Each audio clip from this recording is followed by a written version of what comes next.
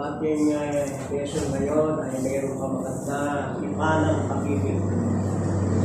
Ipanang yung ipan ay mayroong dalawang panig, dalawang parte na nagkasundo na sila'y magkakaroon ng relasyon at bawat isa ay magiging matapat sa relasyon yon. Ang tawag ng unang panahon ay mayroon na akong katipan. Mayroon na akong kasundo.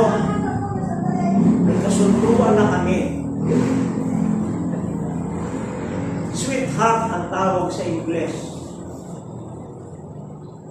Yung dalawa na nagsasama na saglit lang na wala namang kasunduan, ang tawag doon ay jowa. Yung pala may jowa na, kumusta ka? May jowa ko. Hindi yung katipan.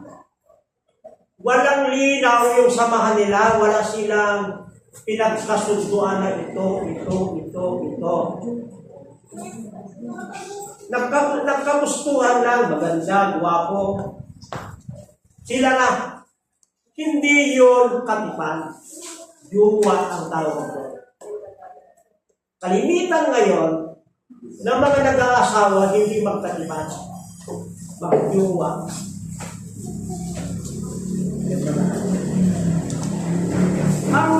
Ang tipan, yung Diyos ang gumawa. Isinulat yung tipan. May tipan ng 10 utos, sabi sa Deuteronomio 4 at 5. Yun ay ang tawag ay mga tapyas ng tipan. At yung nakasulat doon ay mga salita ng tipan. At yun ay inilagay sa kaban ng tipan. At yung kaban ng tipan ay nasa loob ng tuldang tipanan. Kita niyo mga kapatid? May tuldang tipanan. Sa tuldang tipanan, naroon ang kaban ng tipan. At sa kaban ng tipan ay mayroong tapyas ng tipan na ang mga nakasulat ay mga salita ng tipan. Ang ganda. At nung ito'y binasa sa mga tao, ang sabi ng mga tao, diringin namin, susundin namin ng Panginoon, winisikan ng dugo, at yun ay naging tipan. Ang Diyos ay dapat maging matapat sa tipang yan at yung tao ay maging tapat. Sa katapatan ng Diyos, sino mang sumunod yan, ay pagpapalain ng Diyos ang lahi niya hanggang 1,000 sali ng lahi. Ito mula kay Adan hanggang kayo, wala pang 1,000 sali ng lahi. Ang tagal pa, bago 1,000 sali. Kasi ay mula kay Adan hanggang sa gayon, hanggang kay Moses ay 14 na saling lahi. Mula kay Moses hanggang doon kay Kristo, 14 na saling lahi. Ang tagal pa bago mag 1,000. Sobrang tapat ng Diyos sa kanyang tipan.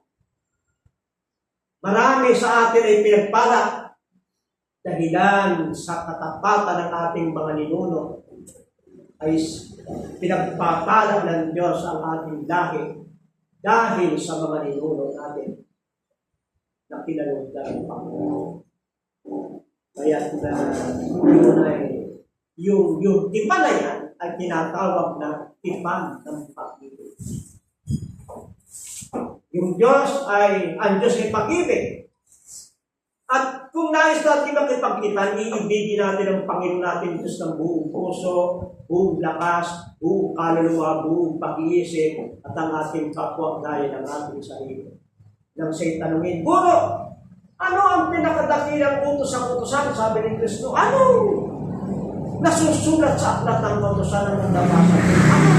Kapag yung nasusulat niya sa ulo, kaya ibigin mo Panginoon sa buong puso ko, ng buong kaluluwa, ng buong lakas ko, ang kapwa, nanggaling ang iyong sarili. mayroong dakilang utos para masunod ang 10 utos. Huwag mo sabihin mga kapatid na yung 2 utos ay ba? Yun ay automatic 10 utos. Hindi. Unang-una, iibigin mo muna yung Diyos ang buong puso mo, yung talagang ramdam mo, bakit ito talaga ang Panginoon. At matitisting mo yan kung nasusunod mo, pag binasa mo yung 10, matitisting mo ay mahal ko na pala ang Panginoon. Yun ay damdamin mo na. Yun ay principle mo na. Tapos ay makikita mo ay kung ako yung nagkulang ay ako pala may gusto na tatapos sa mga gusto na. Kaya sabi ni Kristo, isang bagong utos ang ibinibigay ko sa inyo. Huwag niyo sasabihin, 10 yan. Bagong utos yan. Kayo'y mga ibigan sa isa't isa. Gaya ng pag-ibig ko sa inyo, yun ang wala nun. Nung una, wala yun. Basta tayo nag-iibigan. Ay yung palang pag-ibig na bago, mag-iibigan tayong gaya ng pagmamahal sa atin ni Kristo. Yun pala yung bagong utos. Hindi yun kung may nakita tayong utos sa Bible ay 10 agad ang ating ban. Yung ibig mo na 10 yan. Bagong utos yan ang 10 ibig. Hindi. Para masunod yung 10, nagbigay ng pangunahing utos, tapos si Kristo sinusugan ng bagong utos para masunod yung 10. Pwede mong sundin yung 10 utos na hindi ka umiibig. Pwede mo siyang hindi nakawan pero ikay galit. Pwede mo siyang hindi patayin pero ikay namumuhi. Kaya para magkabuhay yung 10 utos, may dakilang utos at may bagong utos. Then yung agape, mayroon agape is the love of God. Yun daw agape ay pag-ibig lamang ng Diyos. Hindi pag-ibig lamang ng Diyos yun. Yung agape, noong unang panahon sa mga Greeks, sapagkat ang itong mga Kristiyano ay ang Israel ay ba? Ang sibilisasyon na sakot ng mga Grego. Yung agape ng Romans, sakot yan. Yung salitang agape ay nanganguna na pag-ibig na hindi pakunwari. Pag-ibig na totoo, tunay, tapat, dalisay, maging pag-ibig man yan ang Diyos, maging pag-ibig man ng tao, maging pag-ibig man ng hayop, kagaya ng aso at pusa, na nagmamahal ng tapat, yan ay tinatawag na agape. Maling sabihin ng agape ay pag-ibig lamang ng Diyos. Ito ay 115 times na ginamit sa Old Testament, sa New Testament, na ang salin ay iniibig. Ikaw ang aking agape. Ikaw ang laman ng puso ko, mga tanghali hapon. Yang dalagang yan, yang binatang yan ay magiging agape. Ikaw yung aking concern, ako'y alala-alala sa iyo. Yang dukha na yan, yang mahirap na yan, yang ulila na yan, yan ang aking agape. Hindi lang pag-ibig sa Diyos at agape. Lahat ng pag-ibig na dalisay at hindi pakunwari ay tinatawag na agape. At yung agape ay minsan tinawag na pista, handaan, kainan, agape. Yung ako'y sasama sa patlak, dadalhin ko yung pagkain ko doon para matikman ng iba. Agape. Pero yung ako'y dumalo sa patlak, may dala kong pagkain at siniksiko sa pagkatuloy sarap na sarap. Pagdating ng tanghali ay tutukutin ko rin ang aking pagkain at aking kakainin. Tapos ako'y dadampot-dampot pa sa handa ng iba. Hindi yung agape. Kasi makasarili ka. Dapat ay dalhin mo yan dyan. Hayaang matikman ng iba kung ano yung kinakain. Masarap man yan, mamahalit man yan. Hindi yan pakunwari. Hindi kunwari ay ako'y nag-aandalite. Yan ang tawag ko na agape. At 27 times ito tinatawag na pag-ibig. Kung ako'y magsalita ng wika ng mga tao at ang mga anghel, dapat wala kong pag-ibig, ako'y naging tanso na tunog-tunog, patingaw na umaalibaw-baw. Kung magkaroon ako ng kaloob na pangumulat, malaman kong lahat ng kalaban at lahat ng iwanan. At kung ibigay ko ang aking mga ari-arian sa mga dukha, dapat wala kong pag-ibig ay walang pakikirmangin sa akin. Ang pag-ibig ay magandang loob at pagpinoon. Hindi nagugaling mahalay, lahat na yung hinay na kumahin ang agape. 27 times. Yun yung agape. Kaya, ang agape ay hindi makasarili. Yung agape ay hindi yung bibigyan ko para ito ng bangla.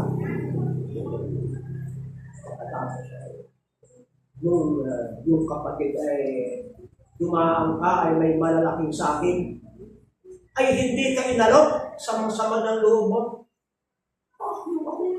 May mangga ay binigyan ko eh. Hindi pala kung inalok mo saging ay lalaking sarap no? Hindi agape yung pagbibigay mo ng mangga sapagkat naghihintay ka ng kapalit. Bibigyan ko ng saging at palitan ng langka ay hindi agape yun. Dadala ka ng saging na wala yung bangga. Pagkatapos ang inaasahan mong kapalit ay langka. Mas mahal yung langka kaysa bangga. Hindi agape yun. Hindi pag-ibig na Kristiyano. Yung agape ay ikaw ay laang mag-sacrifice. Yung agape ay sacrifice. Ang sacrifice ay naapektuhan yung buhay mo. Yung economy mo. Yung ikaw ay tumulong. Tapos ay pag-uwi mo ay dami-dami pa at hindi naapektuhan yung buhay mo. Hindi yung agape. Kaya, binigyan ka ng Panginoon ng 1 billion ay para may masuportahan kang gayong karaming tao na hindi ka naghihintay ng kapalit, yun ay agape. Hindi yung ikaw ay magtatayo ng livelihood. Pagkatapos ay sa iyo kukuha ng mga materyales. Pagkatapos ay sa binigay mong presyo, lugi sila at ikaw lang ang tubo. Hindi agape yun. Hindi yun tunay na mataas na klase ng pagmamahal. Yung agape, ano man siya, sino man siya, pakikitunguhan mo may pag-ibig, pagmamahal, pagmamalasakit. Kagaya ng Diyos na nagbibigay sa sakdal at sa ganap at sa hindi. Nagpapaulan sa ganap at sa hindi. Pag umulan dito sa Nagkarlat, dito sa inyong Santa Lucia, hindi lamang yung lupa mo ang basa. Pati yung lupa ng iba, pati yung bukid ng iba na iniisip mo hindi nagmamahal sa Diyos ay basa din. Walang pinipili, walang sinisino. Yun yung pag-ibig ng Diyos sa kanyang tipan. Kahit ikaw ay may kapansanan, kahit ikaw ay pangit, kahit mababang tingin mo sa lipunan, ikaw ang punteriya ng pag-ibig ng Diyos na pantay-pantay. Na kung paano yung anak, yung magulang, na maraming anak na yung isa'y may kapintasan, yung anak na may kapintasan ay pantay din ang natatanggap ng pagmamahal doon sa kapatid niyang walang kapintasan. Yun yung pag-ibig. Yun ang Diyos na gusto natin, mga kapatid. Hindi nagtatangi ng tao.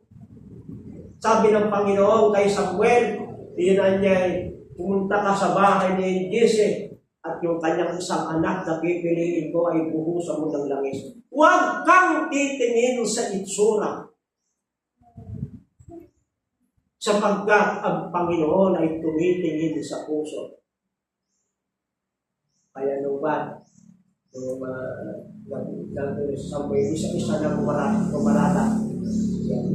Mayroong kapatagaan niyang anak sa bukid? Mayroong kapatagaan niyang ibang anak na wala dito? Mayroong pang isa ay malikot. Malikot yun. Makulit. Yung ngayon po sa bukid, nagtitirador yun, patambling-tambling. May pangis, naku, yun na ibang ngayon. O isa. Ay sunduin na sunduin. Pagdating na yung nabigay pa. Pwede tigaan ng pawis yung damit. Malikot na. Sabi ng Panginoon sa iyo, huwag kang titingin sa mukha. Pero Diyos. Mahal tayo ng Diyos kahit sino tayo. Sabi ng Panginoon, ang pumatay sa tao ay hiling ko ng sulit. Kahit yan ay kapwa-tao, kahit hayop ang pumatay sa tao, yung hayop na yun ay bibig aking sisingilin. Sapagkat sa larawan ng Diyos nilalang ang tao. Dito sa Isaias, sa Usias, makikita natin yung Diyos ay naghinanakin. Sabi ng Diyos ay, parang kanyang nagtaksil pa. Nagtaksil pa sa akin. Kung niya'y pupunta ron. Diyan niya yung kanyang daanan niya, ilalagyan ko ng tinik. Ganun kung dahil ko na lang. Kung saan dadaan ay ilalagyan ng tinik, hindi ba kayo yung pakasakit sa paa niya? Hindi matitinik.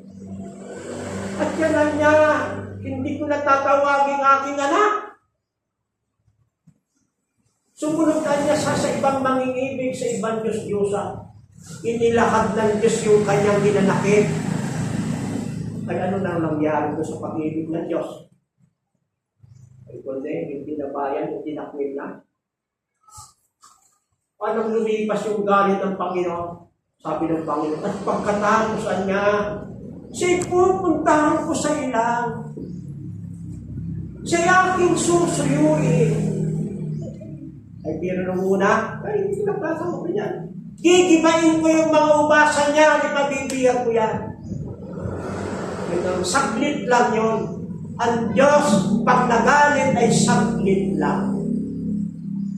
Siya ay aking susuyuin sa ilan. Ibabalik ko yung nasirang ubasan. At akin na niya siyang kakandilihin. At sasabihin ko sa kanya, hindi ka na mapapakahiwalay sa akin. Sa akin ka na sa maraming araw. Hindi ka na mapapakahiwalay. Sino sabihin ng bayan? Tayo manumbalik sa Panginoon sapagkat siya'y nalugat. Tayo manumbalik sapagkat tatapalan niya ang ating mga sugat.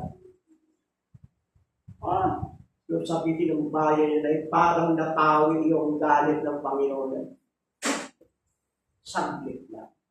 Kaya, yung Diyos, yung batayan ng kanyang pakikitungo ay nakasalig sa pagmamahal, sa agape. Na, kung yan man ay kung yan man ang Diyos man ay magparusa, ang batayan ng pagpaparusa niya ay pag-ibig. Na kung yan man ay sunugin ng Diyos sa dagat-dagatang apoy, ang basihan ng kanyang pagsunog ay pag-ibig.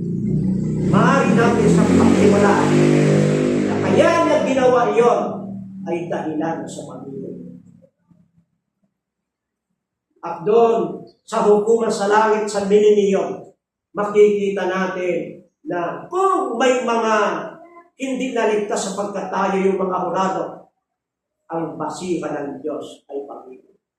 Dahil itong kaligtasan na inialok ng Panginoon, yung habag, ang Diyos ay maibigay, mahabagin. Yung habag ng Diyos, sa kahabagan niya ay pwede niyang bawiin. Yung kapatawaran, sa habag ng Diyos ay pwede niyang bawiin.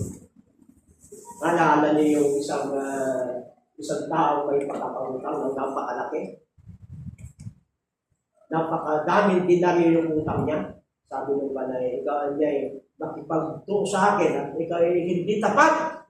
Marami kang winaldas na ari-ariya.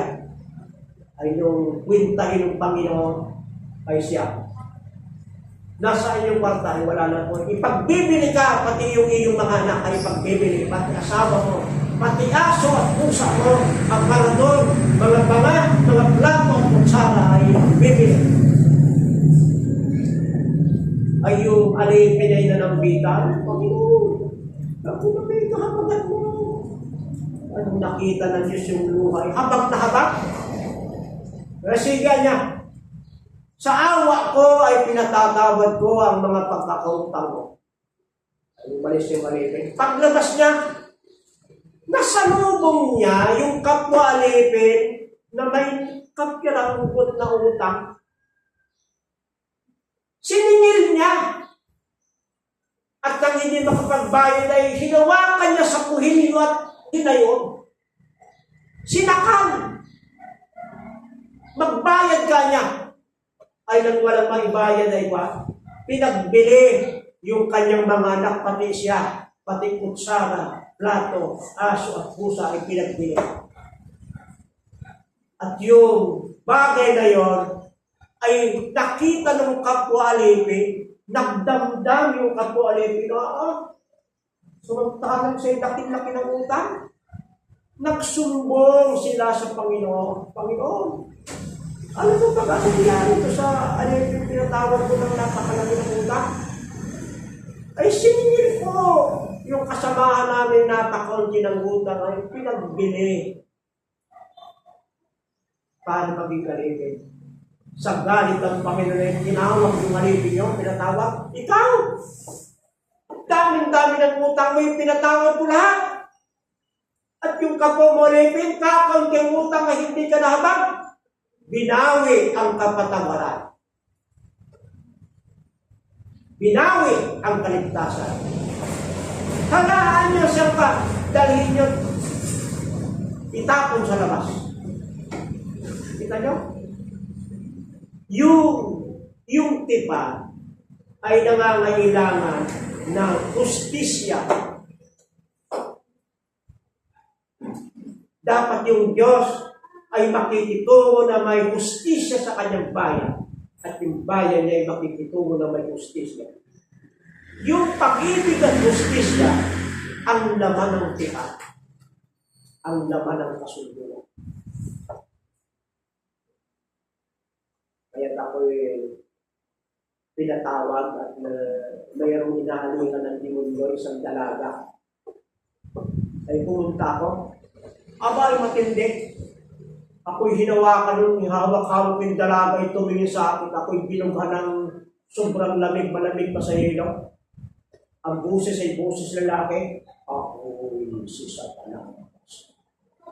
Sabi ko, ang Satanas, Panginoon at nagka-encounter tayo ng personal. Ikaw pala yan. Aba? Ay bakit pinalihan ng demonyo? Sila'y magkatipan. Yung lalaki umuwi sa Bisaya at magbibinta ng karabaw ng baka. Manghihingi sa mga pinsan, mga tiyunggi ng panghanda. At ang gusto ng babae ay marami ang handa. Ay habang yung lalaki ay namumuhat naghahanap ng gagastusin, may dumating na mas gwapo. Ay sila po naman ang ikakasalagan. Ibig sabihin, bago dumating yung katipan na may dala ng ihahanda, ay dapat ay nakasal na. doon ay pumasok si Satanas. Hindi ang pumasok sa kanya yung demonyo na namamahala doon sa bundok. Hindi yung nanghaharang doon sa may kawayanan. Ang umalis sa babae, mismong persona ni Satanas.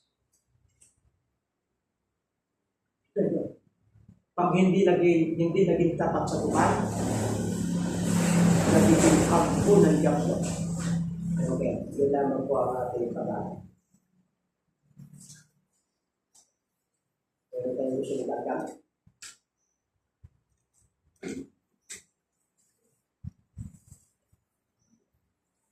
Ano ba? Ano? Gusto kayo tanong? Yun una, akala natin ang agape, pag-ibig naman ang pag-ibig sa Diyos. Marami palang pakahulugan ng agape. Kinantahan pa yan, may awit ng pag-ibig, ang agape, pag-ibig na ng Diyos.